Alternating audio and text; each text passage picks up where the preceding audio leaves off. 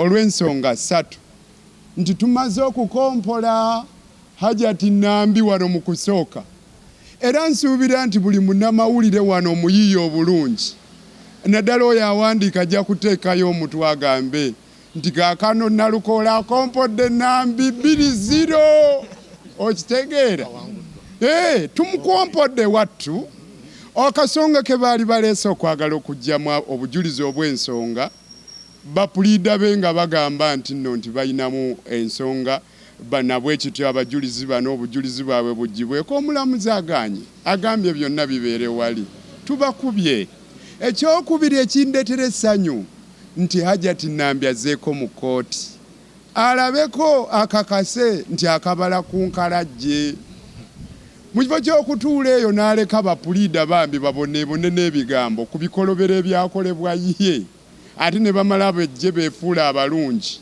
kinsanyudde nti azaagoberera omusango gwe akimanye nti agenda okuwalampa olusozi gambalagala bino si muniino naye kale weewuunya ddala Nambi yamatiza atya bapulida okuddira n'abamatiza baleeta ekisango nga kino ekitali mu makulu ajja abeerewo naye alabe kiki kyagenda okweŋŋanga ani ddala ayinza okweŋŋanga ffe abatagambika nga tulina ne bapulida bano abazitonga ki bannange hajati Nambi olabye ennaku ekirala kyeyolese lwatu nti nno hajati Nambi yajja mu kooti nga talina bujulizi bali mu kuwamma nte eno n'eno bali mu kuyita ne be bataalina baga kooti nyamba n'ono omuyita ajja mpeereko ku bujulizi wattu nkubuulira ggwe hajati Nambi muli mu kaseera kazibu ggwe ne bapulida bo era mutegeko obutambaala obuwera mujje na ttawulo nga mwesiimuula entuuyo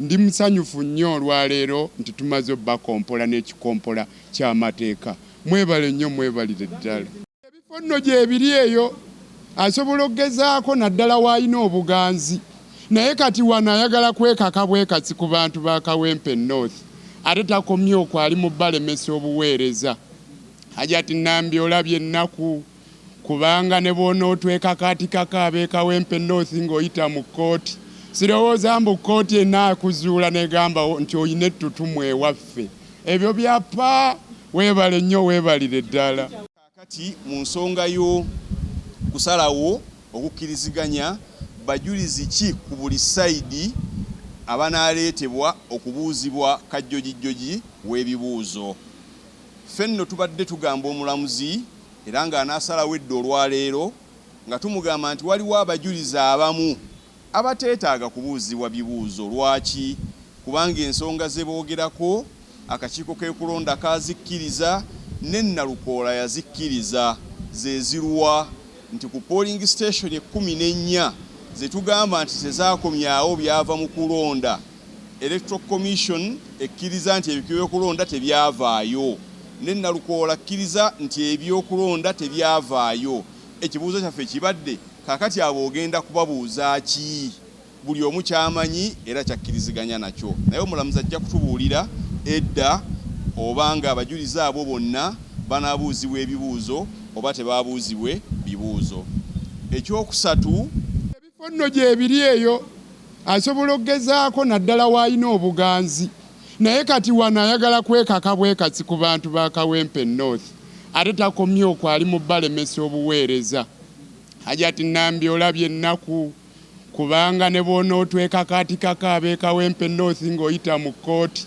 sirowooza mbu kooti enaakuzuula negamba nti oyina ettutumu ewaffe ebyo byapa weebale nnyo weebalire ddala akati nze ng'Electoral Commission tempadde buyinza ate nga tejja kubumpa abajulizi abo etteeka liŋŋamba nti saba kooti ebalagire bajje babuuzibwe ebibuuzo ku kulonda kwatambula kutya ku polling stations kwe baali so ekyo nakyo tusabye kooti etuwe abajulizi babiri nga bakozi b'akakiiko ka byokulonda batubuulire entabo yavaawa ku polling stations zaabwe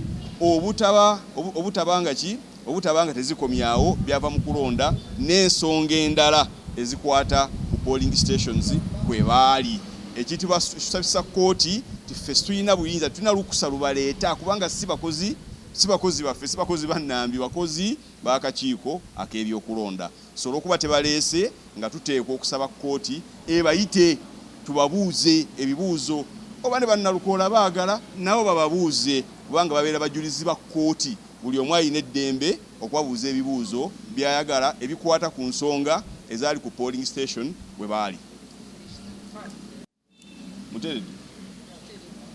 Now, this morning the court was supposed to rule on the issue of whether affidavits that were procured by the Honorable Nalukoola from our witnesses, 2 of our witnesses, should be removed from the record of court because, as we alleged, they were procured illegally. What the court has done is to defer that ruling until these witnesses have been listened to tell the circumstances under which they recorded this second set of witnesses. So the court has not yet decided the issue whether those witnesses affidavits that were given to the Honorable Nalukoola should be removed from the record of court or not. That matter, the court has said will decide when it has listened to the witnesses. So it is a wrong misconception on the part of our colleagues for the first respondent for Nalukoola that the court has overruled our objection. It hasn't. It has deferred the ruling on that subject until it has listened to the witnesses to understand the circumstances under which the Nalukoola procured them to give a second set of affidavits. That has been framed as the first issue that we shall deal with. We have already argued it, so the court will, at an appropriate time, give a ruling on that matter. The second thing we have been dealing with is to decide which witnesses will be required for cross-examination by either side. What we have done is to tell the court that in order to abridge time for the hearing of this petition, if Nalukoola is not scared of it, we should listen to it quickly, should handle it quickly. In that sense, that therefore some witnesses are not necessarily important for cross-examination, because what they talk about, Nalukoola agrees to it. What they talk about, Electoral Commission agrees to it. These are our witnesses who at the several polling stations say that results were not returned from these polling stations. That is not contested by Nalukoola because he does not have those results. That is not contested by the Electoral Commission because they do not have those results. So what we have been telling court is now this set of witnesses, what are you cross-examining them about? Okay, it is not necessary that they be cross-examined. But because Nalukoola and his team want to delay the hearing of this petition, they want to waste time, they are urging the court that they should cross-examine everybody. The court will give us a ruling later today on which witnesses will be cross-examined from either side. But we are only urging the court that is not relevant, it's not necessary for some witnesses to be cross-examined. Fe twagala ekisooka twagala Nalukoola ajjibwe mu parliament, kyekisookerwako. Twagala buwanguzi, twagala kwoleka kkooti nti okulangirira kwa Nalukoola kwali kw'amankwetu. Lwaki? Kubanga bw'oba olina polling stations z'otaakomyawo byava mu kulonda ng'ennamba y'abantu abalonderawo kumpi yenkanankana n'obululu Nalukoola bwe yafuna, akale otandika otya okulangirira omuntu afaanana bw'atyo? Difference wakati wa Nalukoola ne Nambi buli obululu kanaana. Abantu be tutamanyi balonda batya bali 1,600. Kati tukugamba walangirira otya gweyisi ng'abantu 1,600 situmanyi balonda batya? Ekyo wamenya tteeka tiwalina kulangirira Nalukoola. Walina okumakinga sure nti abantu abo balonda ne tutegeera balonze batya, kubanga ennamba yaabwe nnene esinga maagini eri wakati w'abantu ababiri abasooka mu bululu, Nalukoola ne Nambi. So ekisooka n'olwekyo twagala kkooti era tujja gikakasa ekkiriziganye naffe ku nsonga eyo nti kyali kikyamu akakiiko k'ebyokulonda okulangirira result ey'enkomeredde nga situtegedde abantu abo balonda batya. Ekyokubiri, kkooti tujja kugiwa obujulizi buno bw'olaba Nalukoola oba okugulirira abalonzi, oba okukuba kampeyini ku lunaku lw'okulonda, oba okulemesa abakulira ebyokulonda okukola omulimu gwabwe n'okulemesa abamu ku balonzi okutuuka mu bifo awalonderwa. Guno gwe musango, emisango emirala point ey'okubiri gye tukyaginga Nalukoola. So kye tugenderera mu kyo singa kkooti ekkiriziganya naffe, Nalukoola kuva mu kkooti tudde mu constituency tulonde bannakawempe balonde omuntu gwe baagala bamulonde nga buli kimu kitambudde bulungi, anaawangula ate nga ye waffe Nambi akakate nti awangudde mu butuufu, so si ebintu by'amankwetu obula obumu tebuliimu, obulala mwebuli, bulala tebuliimu, bulala tebuliimu. Eyo embeera Nalukoola mu yalangirirwa gye twagala okwoleka kkooti nti yali nkyamu. Omulundi omulala yo si nsonga, era bw'anaaba ayagadde ajja kuddayo, naye ako ka mu January tukyali Kano, twagala kutereeza bitaatereera mu Kano. So bireme kuddamu. Nalukoola twagala ayite mu Kamooli mu kipayo payati agende mu parliament abeereeyo. Twagala agende waba wakugendayo nga buli kimu kitambudde bulungi.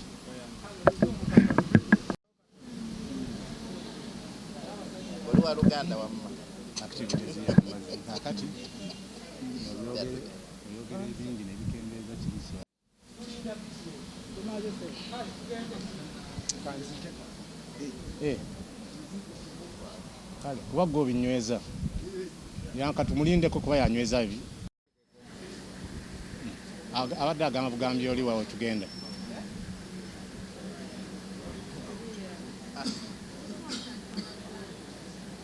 But well, we can find us along the way. Yeah, we can start with the first. Leero tufunye obuwanguzi obusoose mu mateeno. Twabagamba nti okusaba kwa Nambi ne balooya be okugoba obujulizi bwaffe tekwalina we baali bakusimbuliza mu mateeka, tekwalina makulu, kwali kwewuunyisa era kwali kugenderedde kukweka bujulizi, kulemesa bujulizi kugenda mu kkooti. Tubadde ba mukisa nti kkooti egobye okusaba kwabwe okuba nti nno obujulizi obwo obwabe wakana Nambi ne looya we okuba nti babamanyi nti babaweerangako obujulizi nti era tebasayininganga mpapula ziri mu kkooti. Kkooti egobe okusaba kwabwe nekkiriza nti erina okutunula ku bujulizi buno, nti bwemala okubutunulako lwe naasalawo wabusaanidde oba nedda. So kitegeeza abajulizi baffe bonna nga bwe twabaleeta mu musango guno abawakanya obulimba obuli mu petition basigaddeko, naye obujulizi bwabadde asinga okulwanyisa bwebwo obuwakanya okuba nti ye yamala okukuba abantu ate n'ayagala okukubako okw'abantu okuleeta violence akyeyambise nti akalulu kaalimu ebirumira. Tuli mugamba kkooti ebirumira ebyo byonna byayogerako ye n'abantu be babireeta. Ekirala obujulizi bw'okuba nti waliwo obululu obutaabalibwa no box obwayasibwa era twaleeta abajulizi nga bagamba obujulizi ekisooka si bwabwe ne n'ekirala nga bagamba bo kye bamanyi obujulizi obwo n'abayasaayasa ebyokulonda baali bawagizi b'oyo ate awaaba. Bwe tufunye omukisa ne tuba nga obujulizi obwo bukkiriziddwa, tulaba nti nno waliwo ekitangaala gye tulaga era kyali kyabwewuusa nga first respondent oba omubaka bweyogera tosobola kweyambisa kkooti kujjawo buwanguzi bw'abantu nga weeyambisa obulimba ate ddala obwenkukunala ng'ogamba nti nno Honorable Nalukoola ye yakuba abantu, ye yamenya abantu ebigere, ye yamenya obubokisi, nti ye yayuza obululu.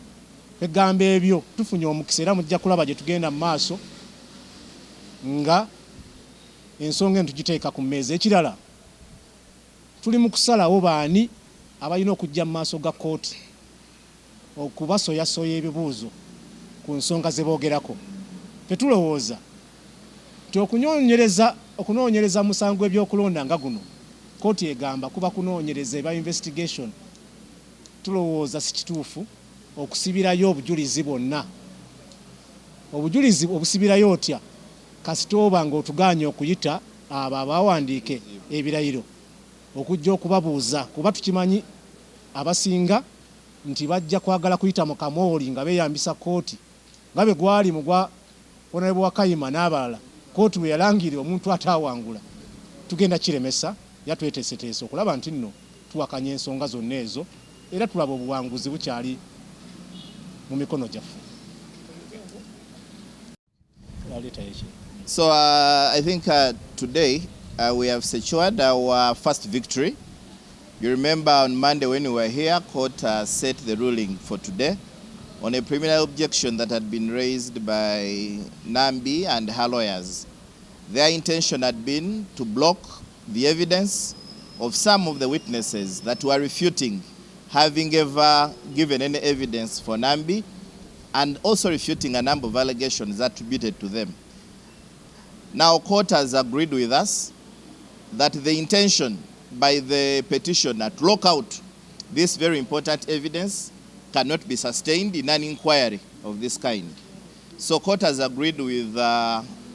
Nalukoola, Honorable, and the lawyers representing the first respondent that it is important that court investigates these witnesses. So we have scored that victory, and it's very important. But secondly, it is also interesting that at this point, when we are attempting to schedule, the petitioner wants to take advantage of the violence that was meted out, of the beating up of people, of the scandalizing of voting materials, which were perpetuated by the state and her agents. Now she's telling court that that evidence, Nalukoola should not mention anything about who beat who, where were they coming from. Secondly, in an election petition of this nature, which is an inquiry, the only way that court can test the veracity, the truthfulness of the evidence is by calling witnesses and asking them questions. And that's what we have been doing after scoring the first victory. Identifying the witnesses that make several allegations, such that they come and we ask them. Now, it's very surprising to us that the petitioner's lawyers were telling court, no, the witnesses should not come. What they said is enough. But we are saying that in an election petition, we must squeeze the truth out of lying witnesses. And most of these are cooked up witnesses, just like you are seeing a number of them coming out and saying, we have never sworn anything. Some of them had thumbprints, which are like poured ink.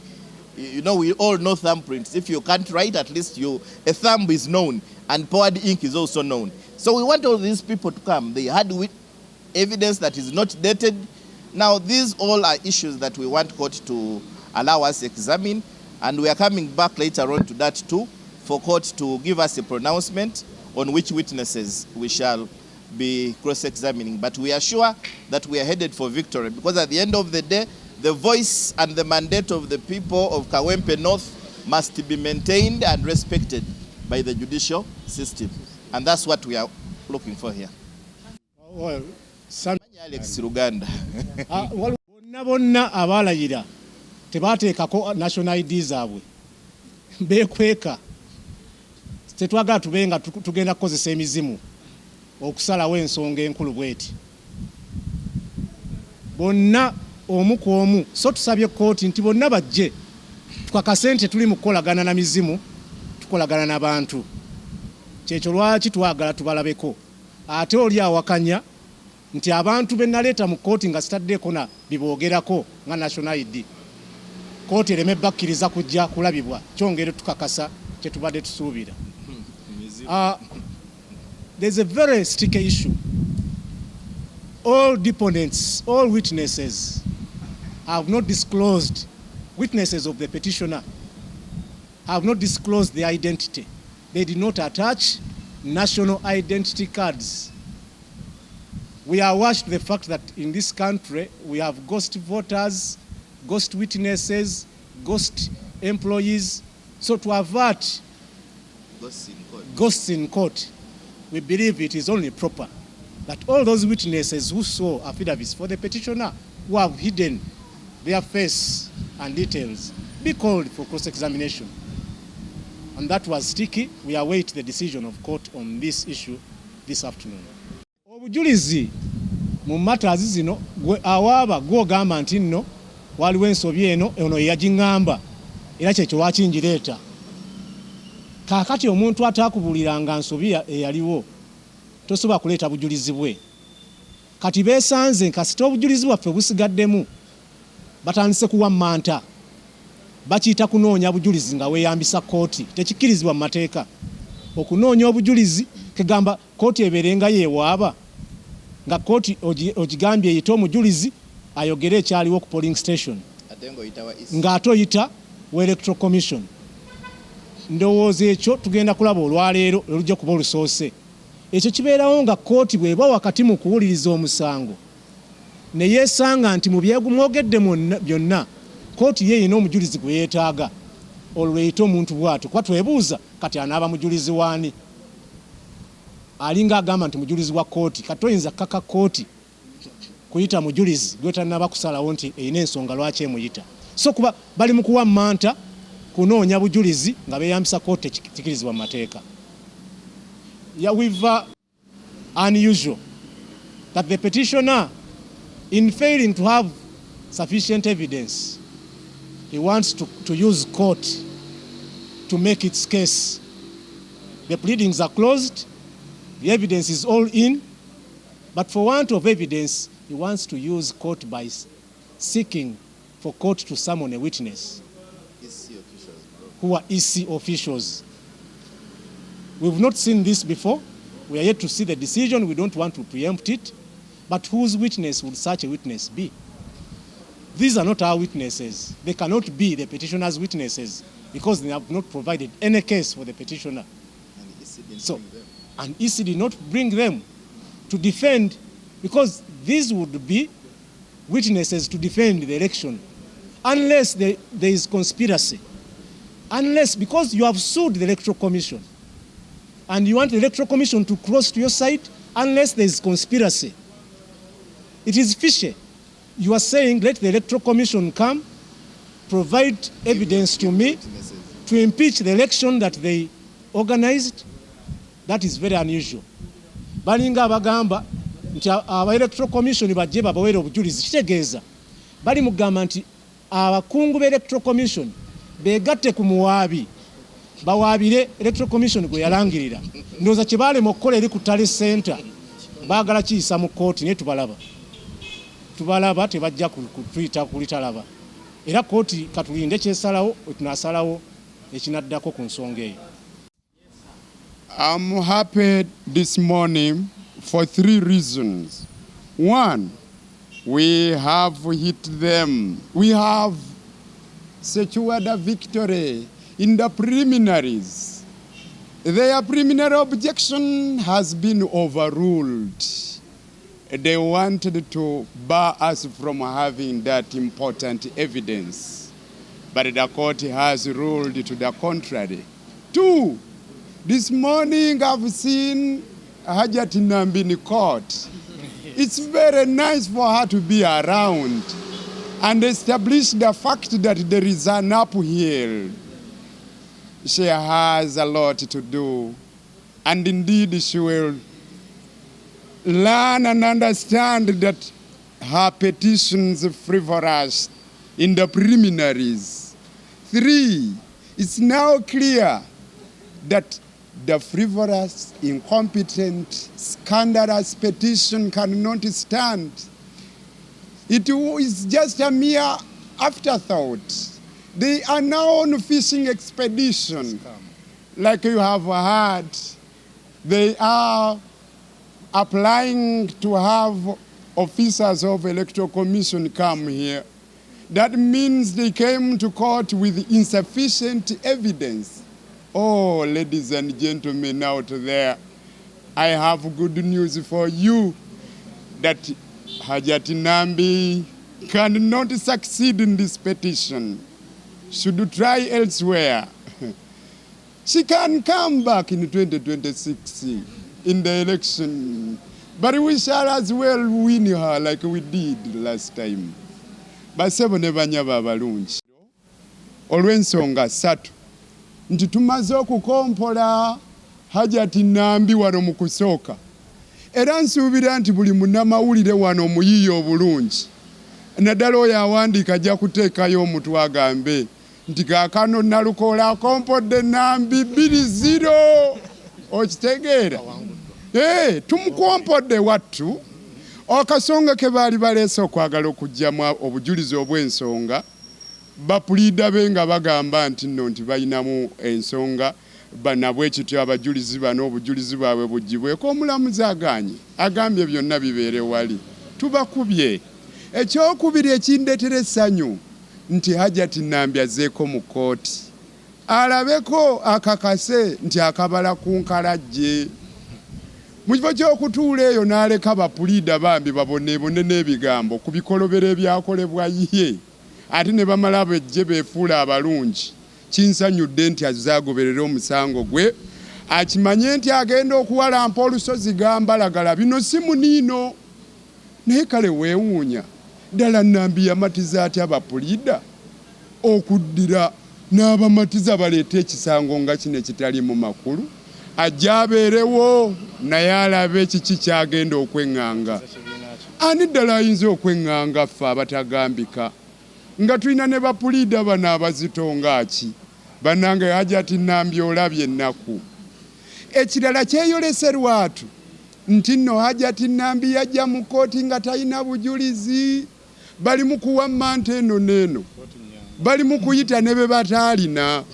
Baga kkooti nyamba n'ono omuyita ajja mpeereko ku bujulizi. Wattu nkubuulira ggwe Hajati Nambi muli mu kaseera kazibu ggwe ne bapulida bo. Era mutegeka obutambaala obuwera mujje na ttawulo nga mwesiimuula entuuyo. Ndi musanyufu nnyo olwaleero nti tumaze bakompola n'ekikompola ky'amateeka. Mwebale nnyo, mwebalire ddala. Ebifo nno gyebiri eyo asobola okugezaako naddala w'alina obuganzi.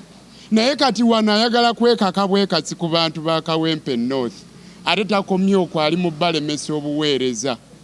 Hajati Nambi olabye ennaku kubanga ne bw'onootwekakaatikako ab'e Kawempe North ng'oyita mu kkooti. Sirowooza mbu kkooti enaakuzuula negamba nti oyina ettutumu ewaffe. Ebyo byapa. Weebale nnyo, weebalire ddala. Buvunaanyizibwa bwo okulaba obusobozi bwe webuli. Bali eyo beenyaremu bali eyo balonda. Basobola okwewa obufoofofo naye ate nabo beegendereze bamuwe ebyo byasobola. Si kirungi muntu mutikka mugugu gw'atasobola wattu. Weebale nnyo, mwebalire ddala.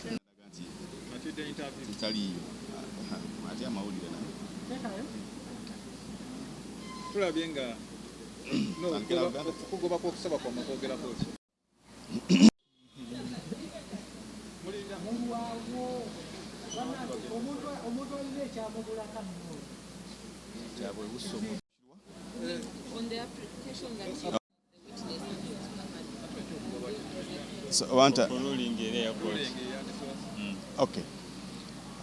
Ku makya ga leero kkooti eno enkulu ensonga y'okusalawo obanga abajulizi Nalukoola beyagula okuva ku sayidi yaffe oba ebirayiro byabwe babijjeko oba babirekeko, ensonga eyo kkooti tegisazeewo. Kyewuunyisa bapulida ku sayidi eri ne Honorable Nalukoola mwennyini ate okujja ebweru wa kkooti n'agamba nti ensonga eyo kkooti egisazeewo. Tegisazeewo. Kkooti kyekoze kwe kugamba nti abajulizi kabajje esooke bawulire eryoke esalewo ensonga eyo. Era bwe tubadde tuteekateeka ensonga ezinaawulirwa, kkooti eyo gyefudde ensonga esooka. So tesazeewo oba Nalukoola yagulirira abajulizi baffe oba nedda. Egambye nti ensonga eyo kabasooke bajje mbawulire ndyoke ensalewo obanga mu butuufu abajulizi bano baagulirirwa oba nedda, n'olwekyo esooke esalewo obanga ebirayiro byabwe bijjibwako ku ku rekodi oba nedda. So ekyo bwe kityo kooti bwekikoze, so simayinza nza oba butamanya oba butawuliriza kooti bulungi byeyogera oba oli awo butabitegeera okujja ng'ogamba nti ate kooti esazeewo ku nsonga eyo ate nga tegisazeewo. So ekyo nno bwe kityo bwe kibadde, ndowooza nga kyali tegeerekese mu mbeera efaanana bw'etyo. Bwe tumaze ekyo